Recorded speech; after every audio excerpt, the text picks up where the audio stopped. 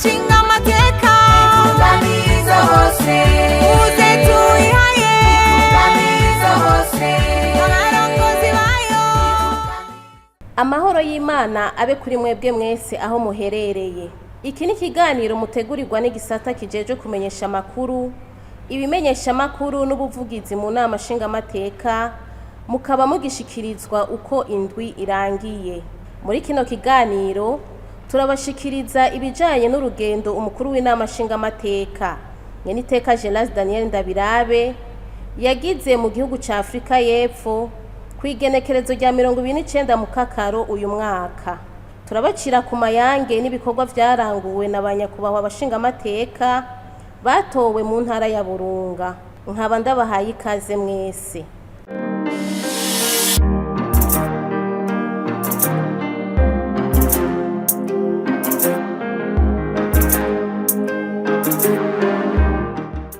Wawundi ati agafunika abagara ubumwe n'akarenge. Umukuru w'inama nshingamateka Nyeniteka Daniel Ndabirabe yarafashe urugendo ku munsi wa gatatu w'igenekerezo rya 29 mu Kakaro uwo mwaka w'2026. Ugo rugendo rukaba rwamushikanye mu gihugu ca Afrika y'Epfo neza na neza mu gisagara ca Midrand, aho yitavye inama yama iba buri mwaka ihuza abarongoye inama nshingamateka na nkenguzamateka z'ibihugu n'izo mu karere.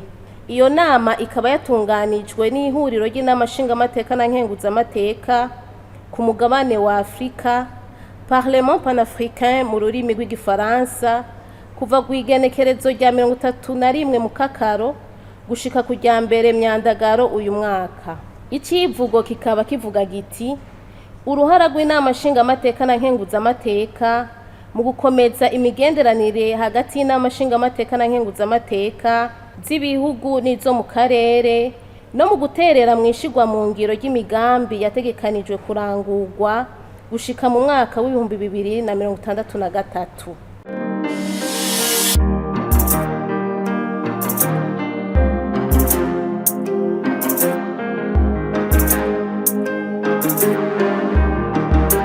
Inyuma y'isasa ry'amezi atatu nk'uko biri mu ngingo y'179 y'ibwirizwa shingiro ry'u Burundi no mu ngingo ya 62 iri mu itegeko rigenga inama nshingamateka, banyakubahwa abashingamateka n'abakenguzamateka baragira akaruhuko. Kabara akaryo keza ko kwegera bene gihugu bakayaga, bakabashikiriza ibibabakiye, eka muri make bakumva ibyo bagona. Ni muri iyo ntumbero muri kano karuhuko k'ukwezi kwa Mukakaro uyu mwaka w'2026 banyakubahwa abashingamateka batowe mu ntara ya Burunga bagendeye amakomine ya Rumonge na Nyanza. Ku munsi wa kane w'igenekerezo rya 23 mu Kakaro uyu mwaka, abo batowe n'abene gihugu baserukiwe n'icegera ca mbere c'umukuru w'inama nshingamateka umushingamateka Fabrice Nkurunziza, bagiranye inama n'abajejwe intwaro hamwe n'abene gihugu bo mu mazone ya Buyengero na Muzenga ni muri komine Rumonge. Ikiyago kikaba cari gishimikiye ahanini ku guteza imbere ingo n'imiryango kuko ari vyo mushinge w'iterambere rirama, bikaba n'inkingi zizodufasha gushika kuri yambona kazoza y'igihugu cifashe muri 2040 kandi giteye imbere muri 2060. Icegera ca mbere c'umukuru w'inama nshingamateka yaciye asigurira abaraho ibiranga urugo n'umuryango uteye imbere. Ibiranga urugo gwifashe nibi: haba hari urukundo hagati y'abubakanye. Nukuvuga hari urukundo hagati y'abubakanye, baca bakorera hamwe, ivyo bakora bakavyumvikana, hama bigakunda rero rwa rugo rukaba urugo gwifashe ruteye imbere. Haba hariho kubahana no gufashanya hagati y'abubakanye, nivyo bifasha kubaka urugo. Kurera neza abana, gukorera hamwe imigambi y'iterambere, muca mukorera hamwe mu gihe mwumvikana, kuko nta utanika ivu wundi. Usange ngo yagiye kwirigara uwundi ari kararima, kuganira no gutorera inyishu amatati mu mahoro. Iyo hadutse akantu katagenda neza barumvikana, hama bigaca bibandanya bigenda neza ibindi. Kwitaho amagara y'abagize umuryango. Ahazamwo vyinshi, harimwo rya suku n'isukura, kugira isuku aho tubaye kugira ngo za ngwara ziva ku mwanda, ziva ku kudafata neza aho tubaye ntizibe zikiza. Kuba urugo rufise uburaro bwiza, no kuvuga bafise inzu nziza, bafise akazu ka sugumwe keza, bafise ubwogero bwiza, bafise aho baryama heza, nyabarega canke ikindi cose co gutamwo umwavu kiriho, ndetse bakaba bafise n'igikoni caho bakinjikira. Kuba urugo rufise umuyaga nkuba aho umaze gushika, canke bakoresha plaque solaire aho umuyaga nkuba utarashika. Kuba umuryango wose ufise n'imiburiburi ibitungwa bito bito, za nkwavu, za mpene, intama, inkoko, aho bikunda bakaba bafise n'inka. Kuba umuryango ufise uburaro bw'ibitungwa, tutakirarana n'ibitungwa kumwe kwa kera kuko wasanga abantu bararana n'impene. Kuba umuryango ufise ivyo ufungura bikwiye, n'imiburiburi ufungura kabiri ku munsi, twateza gufungura gatatu ku munsi, mugabo n'imiburiburi ufungura kabiri ku munsi, ku murango no mwijoro. Kuba umwana wese ageze kuja kw'ishuri yiga. Kuba mu muryango isuku rikwiye kandi rigaragara. Kuba imiryango igeze ku rugero rwo kuvyara abana batatu. Kuba imiryango iba ahantu hashobora gushikwa bitagoranye, amabarabara, utubarabara tw'imigenderanire, kugira ngo nimba washoboye kurima ushobore kuronka ingene ushora ivyo warimye, hama uronke ya mafaranga ushira ku mufuko, uronke n'ivyo ushira ku muntu ivyo ufungura.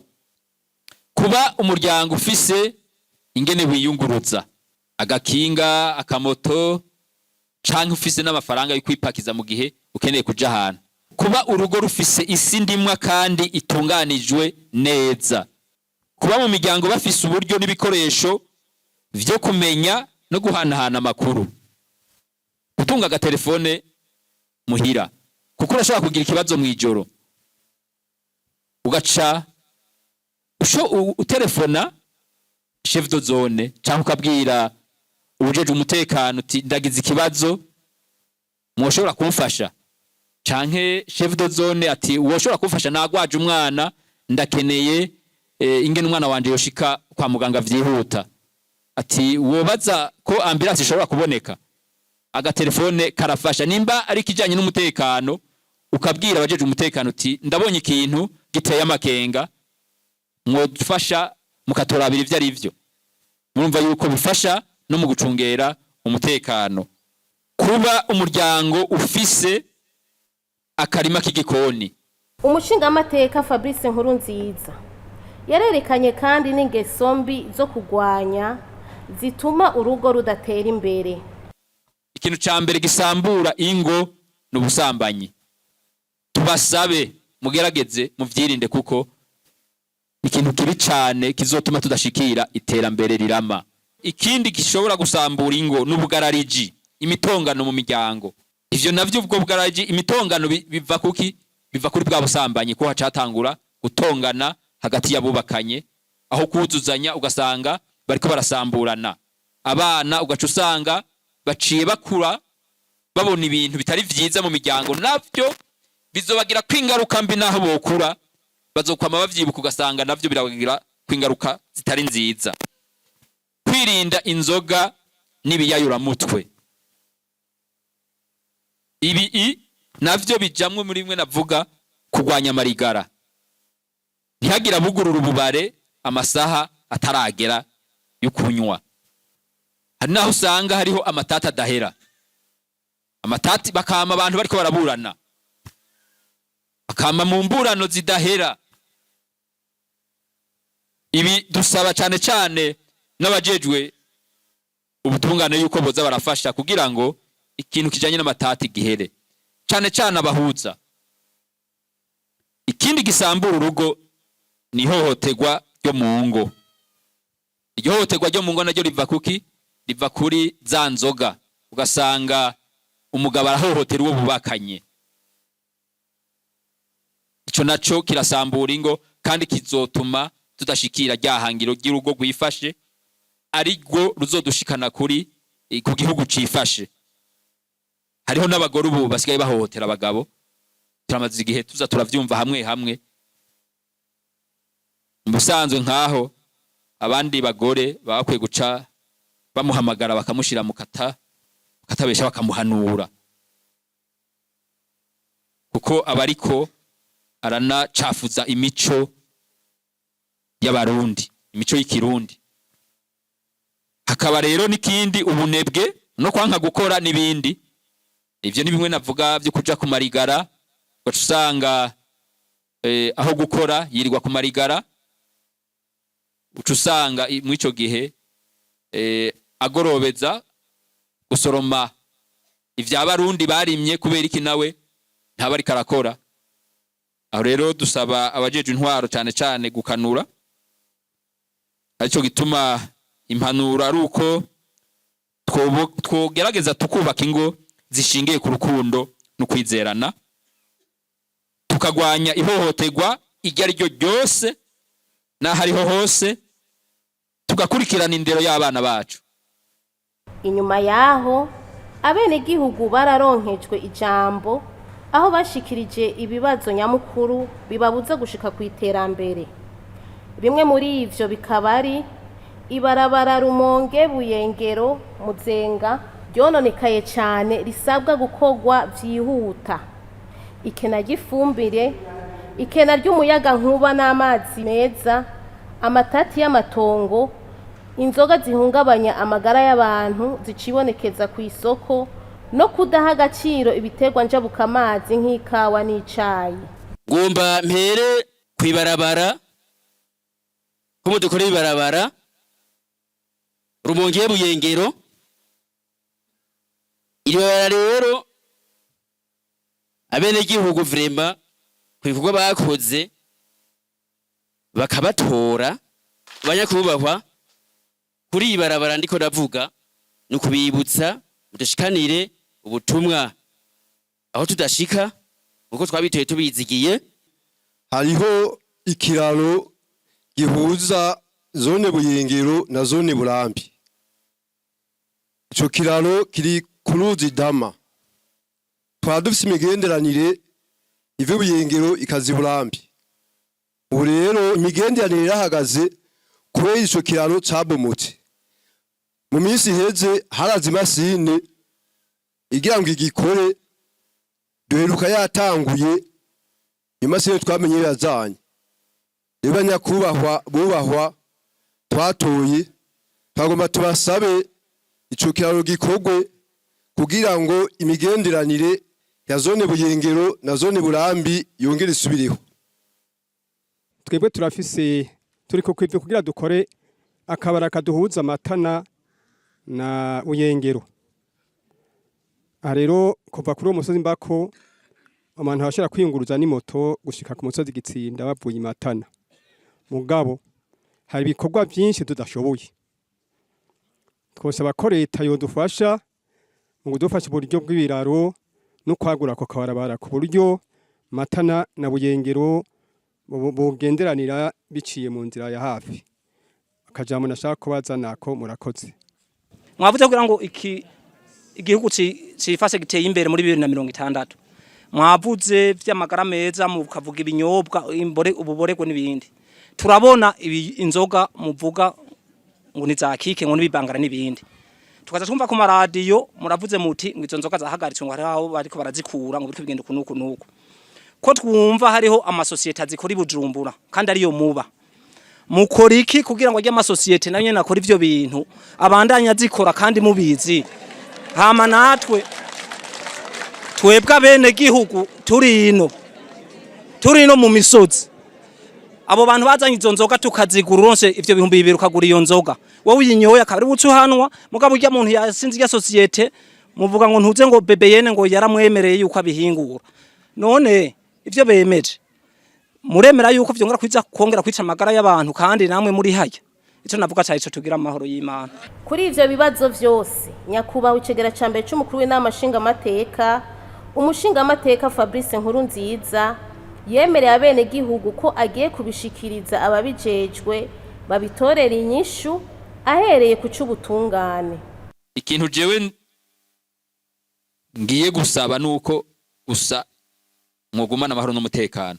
Maze iminsi mbona perezida wa Cour supreme agenda akagendera ahantu cyane cyane yumvise hari ibibazo by'ubutungane. Nico nzomusaba. Nico nzomusaba perezida wa Cour supreme bikunze agashika ngaha azahashike canke hazomenya ingene abikora mugabo nzokimusaba kuko ndumva hari ibibazo nk'ivyo oye nta terambere rishoboka kuko ntivyumvikana abahuza murabana ibibabire ko ibibera ngaho vyose barabizi barabibona bigenda gute cyo kimwe nce ngira ko nsaba umunyamabanga nshingwabikorwa wa mustanteri bakurikirane n'abakuru n'abatowe ku mitumba kuko nabo nyene mu gihe bavyitwayemo neza ibintu vyogenda neza nsabe rero abantu bariko barashikiriza ikibazo c'ubutungane kuko simpava nshimanza reka tuzosabe nivyo n'umushikanganje zoyimubwira kuko hari ikibazo kweri ndacumva ningorane ikintu ngiye gukora je nzotanga raporo y'ikibazo c'ubutungane ngaha muri zone Buyengero yuko kibangamiye iterambere mu bene gihugu kuko hanini nico mbona benshi bagiye bagaruka ko ubutungane rero nsabe ku kibazo c'ubutungane aho bishoboka barashobora kwitura mustantera akaba arabafasha mugabo jewe nzogishikiriza umushikiranganje abijejwe na perezida wa Cour supreme kugira ngo bakore ibishoboka kuko nico bajejwe hama baze babumviriza. Ku kibazo kijanye n'inzoga zitosekaza amagara y'abantu icegera ca mbere c'umukuru w'inama nshingamateka yasavye abene gihugu kuziheba babungabunga amagara yabo baheze biteho iterambere. Twegwe mu nama nshingamateka twarasavye yuko leta yofata ingingo zibereye kuri ayo mahinguriro akora izo nzoga kuko hari igihe dusanga ayo mahinguriro nivyo yararose uruhusha ugasanga mugabo uko ico baronkeye uruhusha siko bariko barakora aco gituma twasavye leta yuko yo kwiga ikibazo ca zirya nzoga n'amahinguriro azikora ariko kandi nongere namwe ndabagarukeko none kubera kuza kunywa ikintu ukihereza ikintu ubona yuko kikononera amagara none kubera uwagikora yagikoze nabi wewe ucucemera nawe ufise ubwenge turafise ubwenge bukwiye none kubera iki tumaze kubona yuko izonona amagara y'abantu kubera iki tuzihereza buryo umunsi mworeka kuzinywa ajya muhinguriro yorarayugaye none ko dufise ubwenge murafise ubwenge muraciye ubwenge kubera kuyinywa uzi yuko ikononera amagara ugasanga umuntu asigaye agenda arajugumira ugasanga nkuko twumvise musenyera bivuga abagabo ntibagishoboye guterura inderuzo iri ku muntu agwaye inderuzo zigaterwa n'abagore none mwabagabo muri ngaha karaciye ingani turushwa ubwenge n'inzoga turushwe ubwenge n'ikintu kitavuga. Reka tubahamagarire namwe mugira kigoro nimuzireke. None bazibaha ku nguvu? Hari uzibaha ku nguvu? Hari uzibaha ku nguvu? Nico gituma tubasaba ko muciye ubwenge, muraza ubwenge, zireke. Uwo muntu yaziranguye zimugandire ko hama inyungu yari kararondera mu kuziha bene gihugu zibononera amagara. None ejo muzoronka ayo muja kuzigura mutagishobora gukora, mutagishobora kurima. Reka rero tubasabe bene gihugu, murafise ubwenge bukwiye bwo kubona iciza n'ikibi. Nico gituma Imana yabahaye ubwenge, yaduhaye ubwenge bwo gushishoza ikintu kibi n'iciza. Tubasabe rero ko tumaze kubona ko izo nzoga ari mbi, Imana ikaba yadutije ubwo bwenge bwo kubona ko ari mbi, tuzihebe. Niyo mpanuro nobaha. Umushingamateka Fabrice Nkurunziza yarasavye kandi indongozi gukorana neza hagati yabo, buzuzanye gutyo batunganirize abo barongoye. Ntibagiye kwibutsa abari aho bose kubandanya babumbatira amahoro n'umutekano byo soko y'iterambere. Bavuga ngo ibigiye inama bigira Imana. Burya by'ukuri hoza haraba amanama, hariho ibintu byinshi byotora umuti. Arico gituma twagomba gusaba ko hoza haraba amanama kugira ngo ibi bibazo cyane cyane mu butungane tuzosange bitakiriho. Twifuza kuzosanga ngaha mutubwira muti ingo zacu ubu tugeze ku rugezo runaka mu kwiteza imbere. Mutubwira muti yambona kazoza twayishitsemo. Aco gituma twagomba kubasaba ibi bintu bituma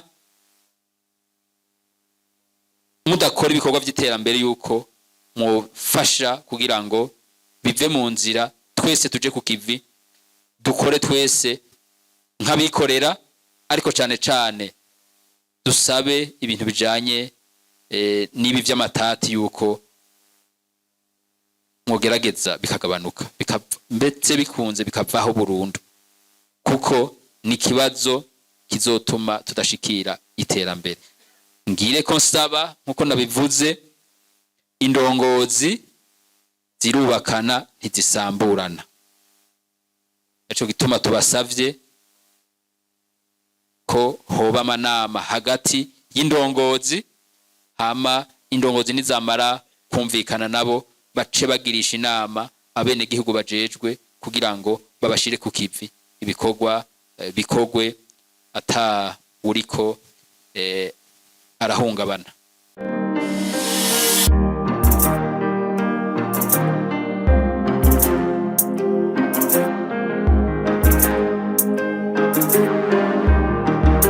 Ku munsi wa gatanu w'igenekerezo rya 24 Mukakaro umwaka wa 2026, banyakubahwa abashingamateka baragendeye ahariko harangurirwa ibikorwa vy'ishirahamwe Regideso bijanye no gukwega amazi azoronswa bene gihugu bo mu gisagara ca Bujumbura, Rumonge na Nyanza. Ivyo bikorwa biriko birangurwa ku buryo bwatanzwe n'igihugu c'Ubudagi, ariko bigashigwa mu ngiro n'ishirahamwe CGC nk'uko vyashikirijwe na Noel Nahimana, umuhuzabikorwa w'umugambi Proseko ujejwe gutanga amazi mu bene gihugu, isuku n'isukura. Ivyo bikorwa bizorangurwa ku mafaranga angana n'imiliyoni 24 z'amafaranga y'abanyaburaya, bikaba bigeze ku rugero rwa 52%, bikazorangira mu kwezi kwa Ntwarante umwaka wa 2027. Amazi azokwegwa ava mu misozi ya Burambi n'ikiyaga Tanganyika, akazoshikira mu itangi rifise uburiba bungana na metero kibe 400 riri ku musozi Rukinga. Ayo mazi akazosahiriza abene gihugu bo mu gisagara ca Bujumbura. Ayandi mazi azoba yahinguwe ava mu kiyaga Tanganyika, azoshikira mu itangi rifise uburiba bwa metero kibe 2000, akazoronswa abene gihugu bo mu gisagara ca Rumonge. icegera ca mbere c'umukuru w'inama nshingamateka yarakengurutse intambwe imaze gushikwako acaboneraho akaryo ko gusaba abajejwe intwaro kwitwararika cyane ivyo bikorwa babigira ivyabo kugira abenegihugu bazohungukire. Yarihanije cyane abo bose bubaka batubahirije amategeko, aho usanga hari abubatse ku miringoti y'amazi ko babwirizwa gusambura ayo mazu kuko bishobora kwandurukamwo isanganya n'abantu bakasiga ubuzima. Tukaba twagomba cyane cyane gutera kamo abajeje intwaro ngaha muri komine ya Rumonge kugira ngo bitegurire kuzokwakira aya mazi, kugira ngo ibikorwa regidezo leta y'u Burundi iri kirakora bicishije muri regidezo ntibize bibe imfagusa. Aya mazi bariko barazana abenegihugu baze bayaronke vyoroshe. Nagomba ngire ko rero nsaba abajeje intwaro cyane cyane gufasha mu kwagura ibisagara, barabe yuko vy'ukuri ingene bariko barubaka yuko bizofasha kugira ngo abenegihugu baronka amazi bitarinze kugorana. Baterezwa gusiga inzira zaho amazi bazocisha amatwiye kugira ngo abenegihugu baronka amazi. Nagomba nce ngirako mbwira abajeje intwaro muri komine ya Rumonge, twumvise yuko hariho abenegihugu bamaze kubaka ku matwiyo atwara amazi ya regidezo. Aha rero twagomba kubasaba barabe babwira abo benegihugu bakureko, kuko hajya itiyo z'amazi ni bombe. Ni kuvuga hagize ikibazo itwiye gatoboka wayubatseko, abari mu iyo nzu yose barashobora kugira ingorane, barashobora gupfa kuko ni bombe. Rero twagomba duce tuva ngaha duteye akamo abajeje intwaro muri regidezo bazoce baraba bakorane na regidezo, abatwara igisata ca regidezo ngaha babereka aho hose abantu boba barubatse kwizotwiye kugira ngo bakure ko amazu yabo, kugira ntibaze bagira ingorane, kuko turizera neza yuko ahantu hose regidezo yagira acisha amatwiyo baba bendaminije aho bacishije amatwiyo. Rero dusabe administration bitegurire kwakira aya mazi, nukuvuga yuko bateza kuraba bagahimiriza cyane cyane abantu batanga impusha zo kubaka. Administration arabazi barabe baze barasigaza inzira kugira ngo abenegihugu baze baronka amazi, kuko leta nico yipfuza kandi yifuza yuko abenegihugu boronka amazi. Muribuka igihe twagendera amazone yegereye ngaha muri Rumonge, ikibazo c'amazi nico kibazo ca mbere badutura. Rero ubu leta ibicishije mu ishyirahamwe regidezo murabona yuko iriko iraraba ko ico kibazo c'amazi cova mu nzira. Nico gituma turiko turasaba rero abajeje intwaro ngaha mu Rumonge barabe nabo bafashe kugira ngo leta y'u Burundi bicishije muri regidezo baze bashikiriza abo benegihugu ayo mazi, hama ryasuku n'isukura rishoboke mu gisagara ca Rumonge. Aha niho tugarukije ikiganiro twari twashimye kubashikiriza kuri uno munsi. Mwakoze mwebwe mwese mwagikurikiranye, mugira amahoro ahiwanyu naho butaha. Inama nshingamateka itunganiza bose uze tuyihaye